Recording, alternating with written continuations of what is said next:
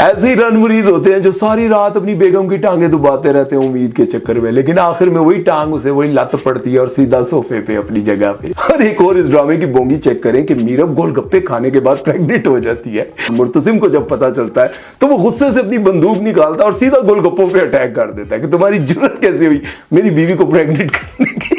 अस्सलाम वालेकुम फ्रेंड्स, मेरा नाम है सुमैर और आप देख रहे हैं सभी सुमैर यूट्यूब चैनल। दोस्तों, सबसे पहले तो मैं एक बात करना चाहता हूं कि जब भी कोई ड्रामा सुपर हिट होता है तो उस ड्रामे की अगर आपके सामने गलतियां या बोंगियां लेकर आए ना, तो लोग उस ड्रामे की गलतियों और बोंगियों को देखकर इतना संजीदा हो जाते हैं।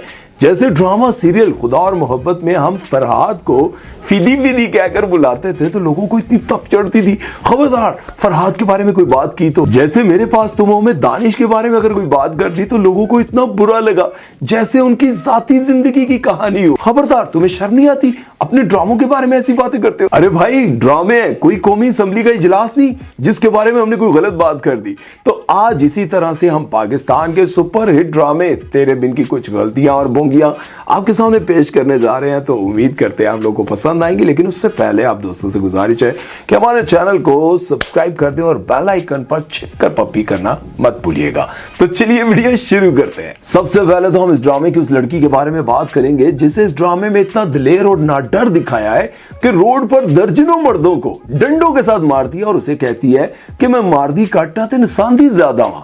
अरे इतनी दिलेर लड़की जो पूरे पिंड के सरदार मुर्तसिम की आंखों में आंखें डालकर उसका गिरबान पकड़कर कहती है मैं तेरे को डरदी शर्दी नहीं है, लेकिन डरती है तो सिर्फ अपने पुराने बॉयफ्रेंड से। भाई टैक्सी में जा रही है बड़े मजे से एक दिलेर लड़की, लेकिन आके बॉयफ्रेंड आंखें निकालता है उसके साथ चुप करके उतरकर उसकी गाड़ी में बैठकर उसके फ्लैट पर पहुंच जाती है। और जब उससे पूछा जाता है कि तुम उसकी गाड़ी में क्यों बैठी तो आगे से कहती है तुम्हें पता है ना कोई मुझे आंखें निकाले तो मैं सहम जाती हूँ। भाई एडी तू मासूम, तुम तो मर्दों को देखकर ये कहती हो।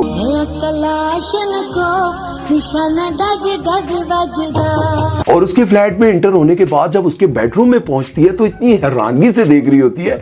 मैं तो ये समझ रहा था कि रोहेल ये बोलेगा कि देखो मैं तुम्हारी याद में आज तक शादी नहीं की, सेज सजा के रखी हुई है, मौलवी साहब को बुला के रखा हुआ है, बस तुम मुर्तसिम से फारिग हो जाओ, इधर चट मंगनी चट ब्याह और सीधा सुहाग रात। लेकिन आगे जाके वेख दिए तो होंदा की है वही 4-5 फटी पुरानी तस्वीरें और साथ में स्टिकी नोट पर लिखा होता है मेरे बेबी ने खाना खाया है, मेरे बेबी ने पैम्पू चेंज किया है, यूनिवर्सिटी कब आओगी, मैं तुम्हें बड़ा याद करता हूं, मैं तुम्हें बड़ा मिस करता हूं। लानत है यार। ये सब कुछ देखकर मीरब इंप्रेस हो जाती है और उसको लगता है कि रोहेल उसका सच्चा आशिक है। एकदम मुर्तसिम फिर वहां पहुंच जाता है ऐसे जैसे मैं यहां आ गया। बीवी ये सब कुछ देखकर तो तुम इंप्रेस होगी, लेकिन तुम्हें मुर्तसिम का प्यार नजर नहीं आया जिसने तुम्हारी मोहब्बत के चक्कर में पूरे घर के गमलों में से पौधे तोड़ के पट पुट के तेरे कमरे में सजा दिए कि तेरे चेहरे पे मुस्कुराहट आ जाए। हालांकि अम्मा से उसे 2 छितर भी पड़ गए थे, मैं इन्हों पानी दे दे के थक गई हां तो तू सारे फुल तोड़ के अपनी बेगम नु दे दे। रन मुरीदिया तेन शर्म नहीं आती? रन मुरीद से मुझे याद आया कि जब वो मीरब को ढूंढते ढूंढते रोहेल के फ्लैट पर पहुंचता है तो रोहेल को पकड़ लेता है कि तुम्हारी जुर्रत कैसे हुई मेरी बीवी को यहां लाने की।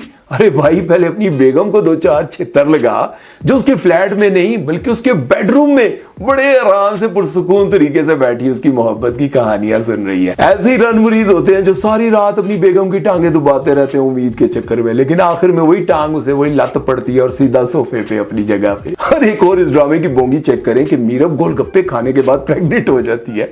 भाई मियां से तो वो 1 साल से दूर बैठी हुई है, लेकिन गोलगप्पों में ऐसा वायरस आ गया जिसकी वजह से मीरब जो है वो प्रेग्नेंट हो जाती है और अम्मा जो है वो पूरे गांव में मिठाइयां बांटने लग जाती हैं। और मुर्तसिम को जब पता चलता है तो वो गुस्से से अपनी बंदूक निकालता है और सीधा गोलगप्पों पे अटैक कर देता है कि तुम्हारी जुर्रत कैसे हुई मेरी बीवी को प्रेग्नेंट करने की। और ऊपर से मुर्तसिम की अम्मा जब मुर्तसिम को ये बता रही होती है कि मुबारक हो तुम बाप बनने वाले हो, तो मुर्तसिम हैरत से देख रहा होता है मैं तो कुछ किता भी नहीं, तो इल्जाम ही मेरे पे लग गया। और एक और मैंने इस ड्रामे की बोंगी देखी जिसे देखने के बाद मेरी हंसी ना रुके। मुर्तसिम जो है मलिक के डेरे पे जाकर बात कर रहा होता है और जिरका बैठा होता है और मलिक उसे कहता है मैंने बहुत बड़ी गलती की उस दिन तेरी बीवी को छोड़कर। मुर्तसिम गुस्से में उठता है और ऐसे क्लैशनकोव का चैम्बर चढ़ाता है, मुझे यूं लगा कि अब जो है ना 3-4 बंदे फड़क जाएंगे और हो सकता है मुर्तसिम को भी गोली लग जाए। लेकिन होता क्या है, मुर्तसिम चैम्बर चढ़ाने के बाद वापस गन नीचे रखता है और कहता है अब कोई माफी तलाफी नहीं होगी, बख्तू गाड़ी निकालो। मैंने सोचा अब गाड़ी निकालेगा तो शायद इनके ऊपर चढ़ा देगा, और कहता है हम पुलिस स्टेशन जाएंगे। भाई पुलिस वाले तो सारे आपके कदमों में बैठे होते हैं, इतने बड़े बड़े आप वडेरे हैं, तो यहाँ आप लोग दिखा रहे हैं कि हम पुलिस स्टेशन जाएंगे। पुलिस को आप मानते कहाँ हैं? आपके तो अपने जिरगे होते हैं, और अभी भी आप जिरगे में ही बैठे हुए थे और कहते हैं कि हम पुलिस स्टेशन जाएंगे।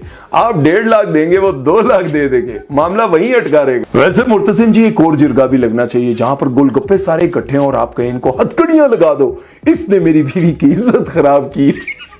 अब बेचारा मुर्तसिम रन मुरीद बनते हुए अपनी बीवी को जब वापस घर लेकर आता है और उसे कहता है कि मुझे तुम्हें उस हालत में देखकर बड़ा अफसोस हुआ। वो कहती क्या मतलब? वो कहता है कि मैं तुम्हें रोहेल के बेडरूम से लेकर आया हूं, तुम वहां पर मौजूद थी और तुम्हें वहां देखने के बाद मेरा दिल जल गया। मीरब जब मुर्तसिम को ये कह रही होती है ना कि तुम मेरे कैरेक्टर पर शक कर रहे हो, मैं ऐसी लड़की नहीं हूं, मुझे वो लड़कियां याद आ गई जो अक्सर आपके साथ मिलती है ना, तो आप उसे कहते हैं कि चलो लॉन्ग ड्राइव पर चलते हैं, तो वो आगे से कहती है नहीं तुम्हें पता है ना पापा कितने सख्त हैं, भैया कितने सख्त हैं, और साथ में आप उसे ये कह देना वैसे चलो तुम्हारा मूड नहीं, लेकिन मैं तो चाह रहा था कि पीसी जाके बुफे शुफे करते हैं, सेरीना में कोई खाना शाना खाते हैं, तो कहती है वैसे घर में तो बड़ी सख्ती है लेकिन अब तुम इतना इसरार कर रहे हो तो चली जाती हो। और वहीं पर जब 5 स्टार होटल में उनके अब्बा या भाई मिल जाए ना, तो फौरन अपना मौकफ बदल लेती है और कहती है अब्बा ये मुझे जबरदस्ती लेकर आए थे और मार मार के कह रहे हैं कि ये जिगर बर्गर खाओ, ये मटन कढ़ाई खाओ, अब बताएं मैं क्या करती, आपको तो पता है मैं कितनी मासूम हूं।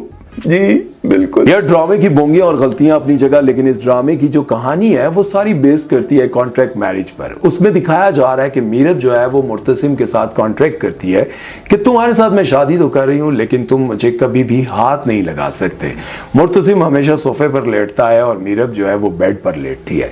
इसी तरह की कहानी चलती रहती है, लेकिन ये बेसिकली दिखा क्या रहे हैं, ये मुआशरे में एक ऐसी चीज दिखा रहे हैं जो लड़की किसी से मोहब्बत करे तो वो वक्ती किसी के साथ कॉन्ट्रैक्ट मैरिज कर ले लेकिन अपने शोहर को हाथ ना लगाने दे। बेसिकली शादी इसलिए की जाती है कि हमारी नस्ल बढ़े, हम जो है वो एक गुनाह से बचने के लिए शादी करते हैं कि मियाँ बीवी एक दूसरे का लिबास होते हैं। मैं असल में आप लोगों को ये बताना चाह रहा हूँ कि आम जिंदगी में भी बहुत सारे लोगों से मैंने अपने कानों से ये कहानियां सुनी है कि बीवी उनको हाथ नहीं लगाने देती। आपको पता है कि जब बीवी अपने शोहर को एक बार इनकार करती है तो जन्नत की हूरें फरिश्ते उस पर लानत बरसाते रहते हैं उस पूरी रात पर। लेकिन औरत ये बात नहीं समझती कि वो अपने शोहर को जब इनकार करती है और शोहर किसी गुनाह की तरफ जाता है, जब वो भटकता है रास्ते से, और फिर जब वही औरत अपने शोहर की मोहब्बत में पागल होती है लेकिन वही शोहर न जाने कहीं और भटक चुका होता है और आप उसे किसी और के साथ पाती हैं, तो फिर आपसे बर्दाश्त नहीं होता। ये बहुत सारी जगहों पे देखा जाता है कि एक लड़की किसी और से मोहब्बत करती है और माँ बाप की प्रेशर में आकर किसी और से शादी कर लेती है लेकिन अपने शोहर को हाथ नहीं लगाने देती। और आम जिंदगी में भी ये मामला बहुत सारी जगहों पर होते रहते हैं। खुदारा अगर आप किसी से मोहब्बत करते हैं तो फिर स्टैंड लें, उसी से शादी करें, वरना शादी ही ना करें। क्यों अपने साथ आप दूसरों की भी जिंदगी बर्बाद करते हैं? और मैं स्पेशली उन माँ बाप को भी कहना चाहूंगा कि अगर आपकी बेटी किसी से मोहब्बत करती है, अगर आप वहां शादी नहीं करना चाहते या नहीं करने देते, तो फिर अपनी बेटी को जबरदस्ती किसी और के साथ भी मत ब्याएं, क्योंकि उस शादी के बाद आपकी बेटी की जिंदगी तो ऑलरेडी बर्बाद हो चुकी है। उसके दिल में कोई और बसता है, उसके दिमाग में कोई और रहता है, तो कैसे वो किसी और को जगह देगी? और फिर जिस लड़के के साथ आप जबरदस्ती शादी करवाते हैं तो क्या उसकी जिंदगी बर्बाद नहीं होती? ये माँ बाप को भी सोचना चाहिए। और मुझे इस ड्रामे को देखने के बाद, ये सारी बोंगियां देखने के बाद, मुझे यूं फील हुआ था कि मुझे ये पैगाम देना चाहिए अपने देखने वालों को। मेरे बहुत सारे लोग ऐसे देखने वाले भी हैं जिनकी शादियां होने वाली हैं, जिनकी शादी हो चुकी है, या फिर बहुत एजिड लोग भी देखते हैं। तो मैं उनको ये कहना चाहता हूँ कि शादी से पहले अपने बच्चों को इत्मीनान में लें, उनसे पूछें कि तुम कहाँ शादी करना चाहते हो सकता है 19-20 हो, आपके स्टेटस के लोग ना हो, लेकिन ऐसा ना करें कि आप अपनी बच्ची को बचाने के चक्कर में किसी और की जिंदगी भी बर्बाद कर दें। अपना ख्याल रखिएगा और उम्मीद करता हूं आज का वीडियो आप लोगों को अच्छा लगा होगा। अगर अच्छा लगा तो लाइक शेयर सब्सक्राइब करना मत भूलिएगा। अल्लाह हाफिज।